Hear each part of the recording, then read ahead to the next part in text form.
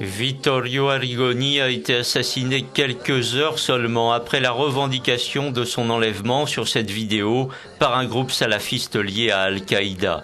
Depuis le tout début, selon les autorités du Hamas, l'intention de ces ravisseurs était de tuer le militant pacifiste.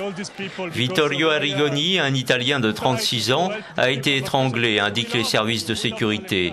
Son corps a été retrouvé dans une maison abandonnée du nord-ouest de la ville de Gaza. Il y habitait depuis qu'il avait débarqué dans la bande de Gaza en août 2008 à bord d'un bateau transportant de l'aide humanitaire. Vittorio Arrigoni militait pour le mouvement pacifiste pro-palestinien International Solidarity Movement. Le Hamas promet de traquer les auteurs de son assassinat.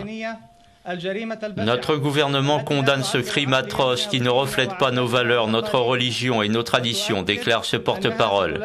Nous allons continuer de traquer tous les membres du groupe salafiste et appliquer la loi. 2 suspects auraient déjà été arrêtés. Mais les amis de Vittorio Arrigoni, palestiniens et militants pacifistes, sont inconsolables. Il avait le sentiment que c'était chez lui ici, explique l'une de ses collègues. Il voulait rentrer en Italie voir son père, mais en même temps il voulait rester à cause de la récente escalade de violence dans la bande de Gaza.